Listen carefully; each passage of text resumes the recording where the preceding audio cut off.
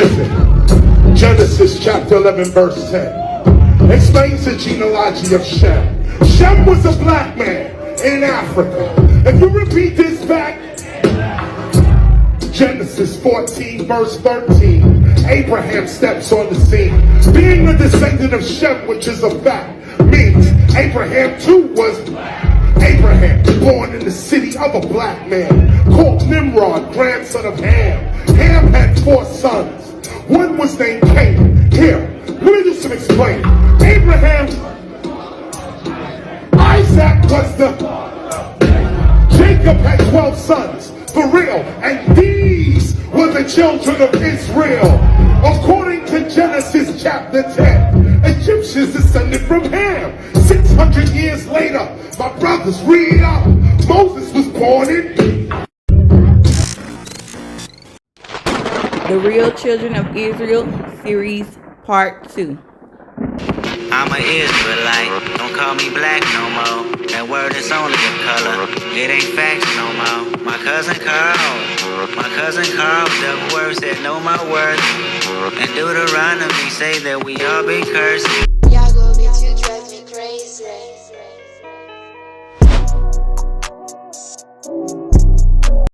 Call me Sarah, call me Leah, call me Esther, call me Deborah. 'Cause an Israelite woman ain't like no other. I'm an Israelite, don't call me black no more. I'll answer the question. You want answers? I think I'm entitled. You want answers? I want the truth! You can't handle the truth! Listen to me. I do this all the time, and if I go at the house with the door, Matthew has his toys, and then Matthew has all his toys. Okay, but I have to yell at you guys. Linda, listen, Linda, listen. Okay, what? Like everything they do at this house, you can't trust everything at Grandma's house. Okay, Okay, then what? then you're not listening to me. Then you're not listening to me. I asked you not to do something. Linda, but listen to me. Look at if we do. Listen, Linda. Listen, Linda. Linda, you're not listening. You're not listening, Linda. Linda, listen. Linda, listen. You're not listening, Linda. Listen.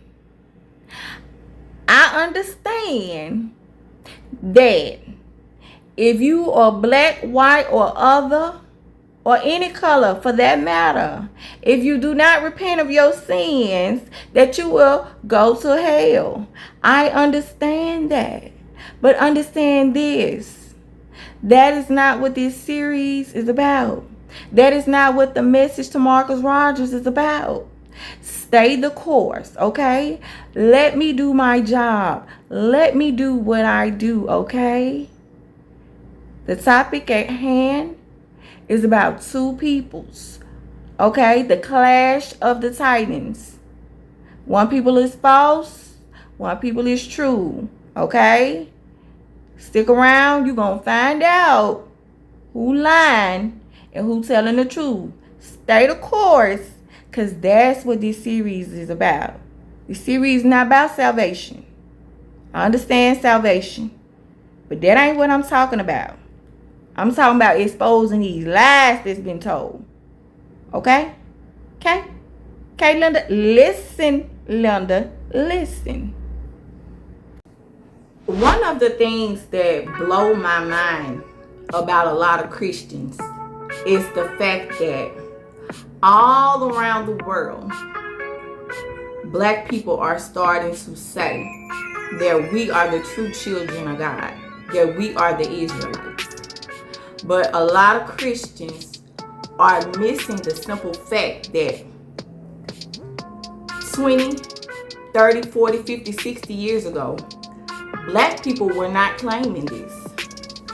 So what a lot of people are missing is the simple fact that this is an act of God. This is spiritual. What blows my mind about a lot of Christians is the simple fact that they don't have enough wisdom or discernment to be able to discern that there is something supernatural and something spiritual that is taking place in the earth, where all around the world, black people are starting to wake up at the same time, which has never before happened, and starting to say that we are the true people of God. But a lot of Christians and believers do not have enough discernment to be able to discern that this is something supernatural. This is an act of God. This is spiritual, what is going on. This was prophesied. It was prophesied that so-called black people would lose their identity and forget about themselves and forget about who their God is. That was prophesied. The fact that you lost your identity is a curse of Deuteronomy chapter 28. This was prophesied that this would happen to us. Okay? So if you stick around for the series, I'm going to explain everything that you need to know. This is not by happenstance. This is not a coincidence that all around the world, simultaneously, black people are waking up and saying, hey, we are the true people of God. Okay? That's not by happenstance.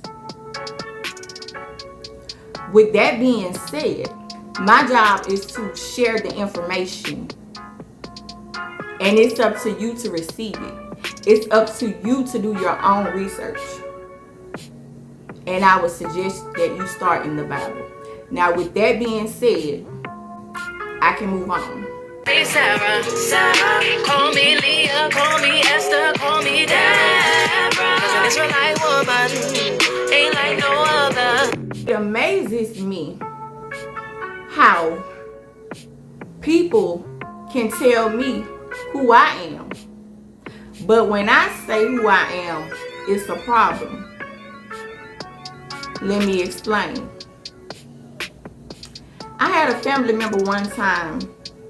She asked me, do I teach that the Messiah is black?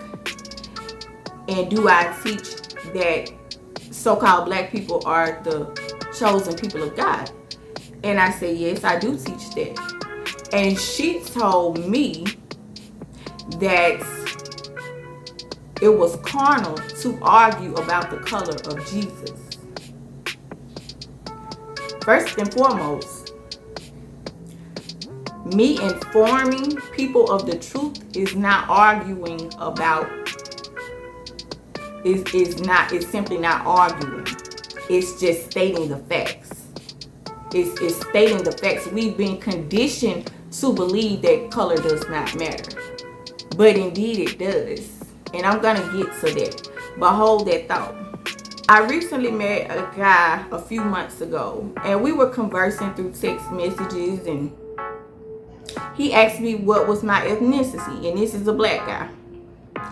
And we no longer talk, and I'm gonna leave that right there. But he said, what is your ethnicity? And I said, I'm a Hebrew Israelite. And he said, that's a religion. And I replied, no, actually it's not a religion. I said, people think that it's a religion, but it's not a religion. To be an Israelite, Israel is a nation. The real Israel, so-called black people. And the entire Bible was written to the Israelites. It was written to the Israelites. It was written by the Israelites. The whole entire Bible is about the Israelites. Hebrew is a bloodline. But it amazes me how when I wake up in the land of my captivity, like the Bible said that I would do in the last days, It amazes me that people can tell me who I am and who I am not. There's a beauty supply store near my house. Well, not too far from my house. And I go there pretty often. And, you know, I was talking to a guy. He's from Africa. I don't know what part of Africa, but he's a black guy.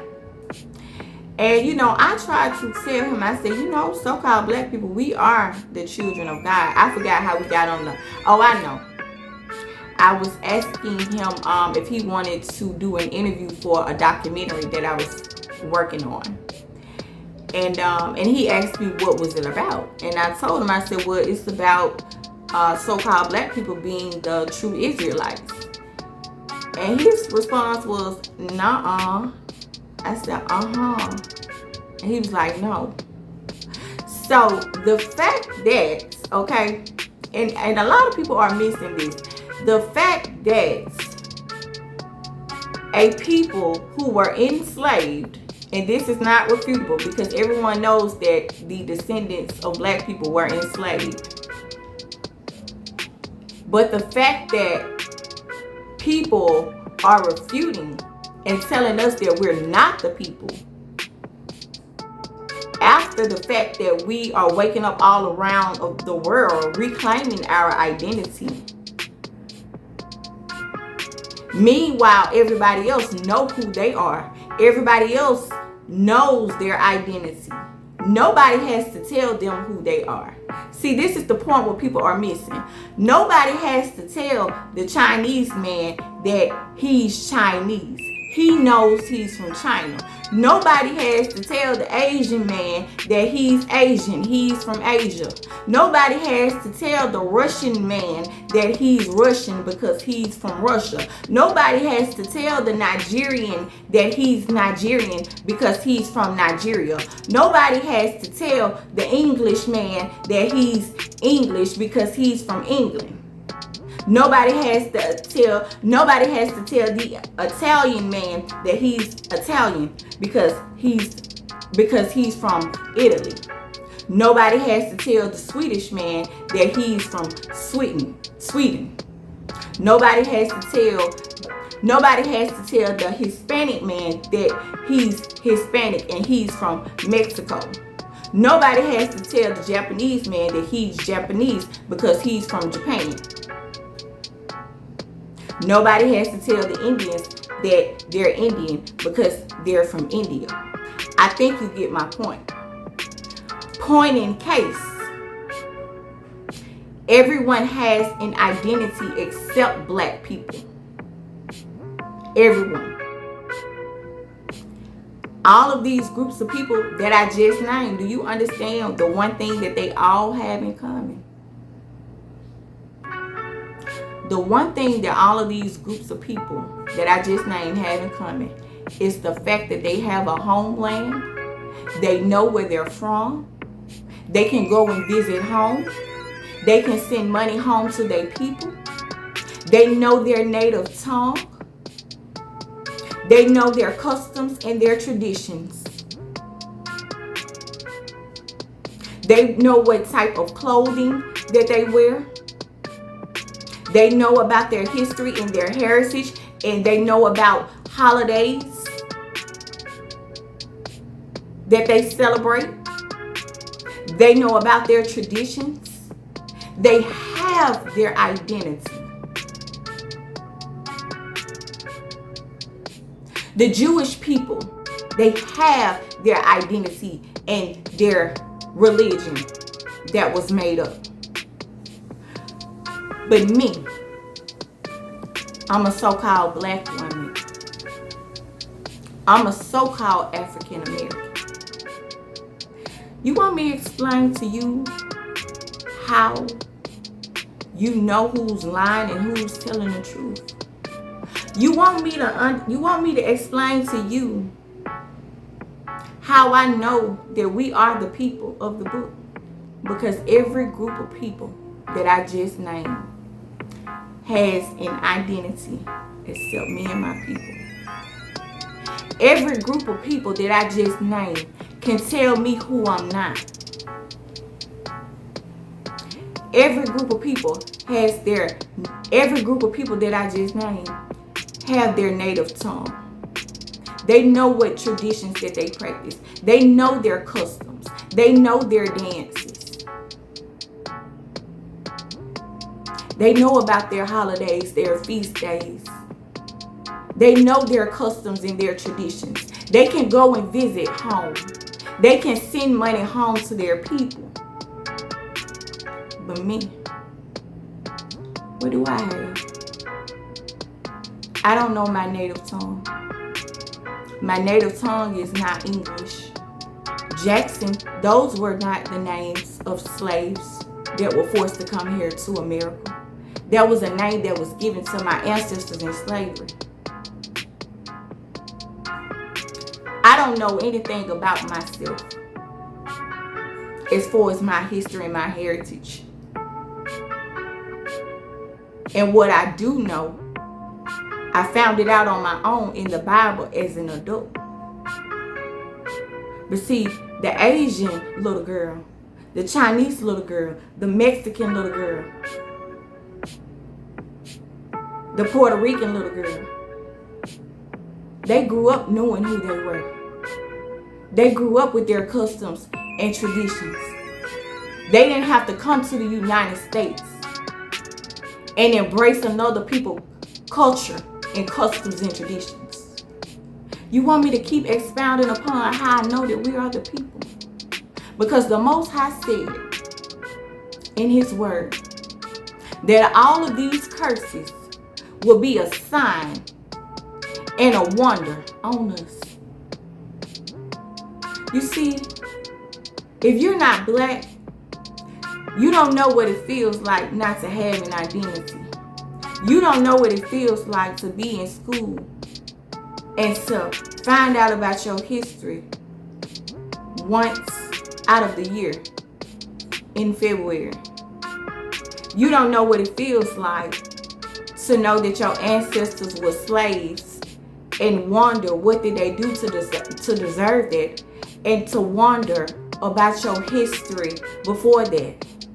If you're not black, you don't know what that feels like, not to have a true identity.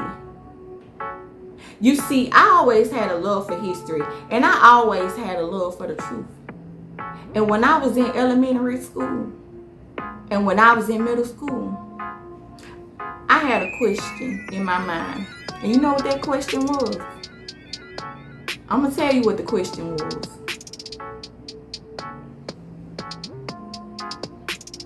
The question that I wanted to know was this. I said to myself, and I wondered this my entire life, and I'll be 38 years old in August. And somewhere, I don't remember what age I was, but from elementary to middle school to high school and even into adulthood, I wondered my whole life. And I said to myself, in my mind, I said,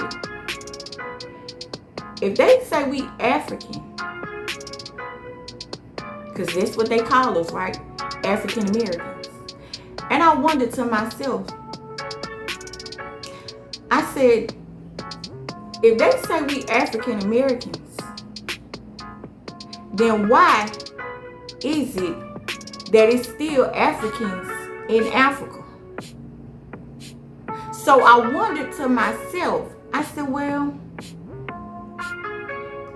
if we African, so-called black people, how is it that it's still Africans in the land of Africa who still practice their customs, who still practice their religion, who still know their native language, who still know what foods are of their customs? And I wondered to myself, I said, what was the distinction between the so-called African Americans who were forced to come to the United States by slavery via transatlantic slave trade? I said to myself, I said, what was the distinction? What was the difference between the Africans who were able to stay in Africa and weren't forced to come here? What made them be able to, or what allowed them to be able to stay in Africa? But you got another group of people, so-called African Americans, who were forced to come here. And so that never sat well with me, because I wanted to know what was the distinction. Why was one people allowed to stay in Africa, but this other group of people who are called African Americans were forced to come here? And that never sat well with me. I just could not understand for the life of me what was the difference in the two people. Why was one group of Africans allowed to stay in Africa, but this other group was forced to come to America and be scattered abroad? I couldn't understand that.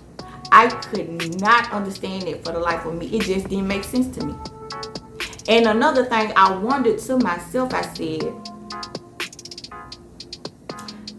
so at this time, I'm middle school, high school, and adulthood. And so I wondered to myself, I said, well, maybe, I tried to rationalize it in my mind. So I said to myself, I said, well, maybe some Africans were fortunate not to get caught. And so they hid, or they fought back, or they rebelled, or they booked. And they just weren't going for it. And those ones that rebelled and booked and was smart and didn't get caught, I said, well, maybe those are the ones that had the fortune. Maybe those were the ones who were fortunate to stay in Africa and not get caught and forced to come here. And I said, well, maybe the ones who got caught and that was forced to come here, maybe we weren't as fortunate. Maybe we weren't quick enough. Maybe we weren't smart enough. Or maybe they just couldn't catch all of us. And so they allowed some of the Africans to stay in Africa, and then they forced the other half to come to America. So I tried to rationalize it in my mind, because it was just not mathing. It was not making sense to me. And so that is the conclusion that I drew. And then when I got to be an adult, when Facebook came about, and around this time, it's probably like 2016, 17, 2018. And so around this time, I had heard a rumor. And the rumor was, people were saying, y'all sold y'all own people into slavery. So even black people were saying this. White people were saying this. And I thought to myself, I said to myself, when I heard that, it never sat well with me. And I said to myself, I said, how could our own people be so dumb and so treacherous as to sell their own people into slavery? I said to myself, I said, we couldn't have been that dumb and that treacherous and evil to each other. I said, ain't no way we could have been that dumb to do that. Why would we do that? And then in 2020, the Most High revealed to me, when I went on my search of the truth, because my soul wouldn't let me rest until I found out. And I started asking questions that my pastors could never answer. But this time, I started asking the Most High.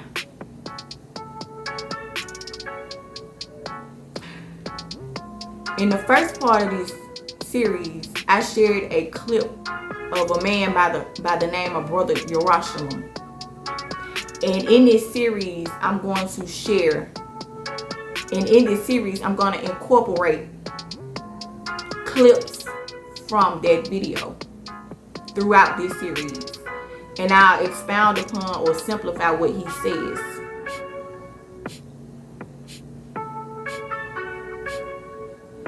But in another part of that video that I shared, he started sharing some curses of Deuteronomy chapter 28. So if you recall, in part 1 of this series, I explained that when my daughter was in the hospital, it was a lot of nights I couldn't sleep. And I would get on YouTube and I would be looking for answers about the Holocaust and about slavery and things like that. And so that night when I stumbled upon that video, I watched the whole thing. I think it's about an hour long. And when he started reading, or sharing, I should say, some of the curses of Deuteronomy chapter 28, and it blew my mind. And after watching that whole video, I remember I was laying in bed, couldn't sleep, and I had an awakening.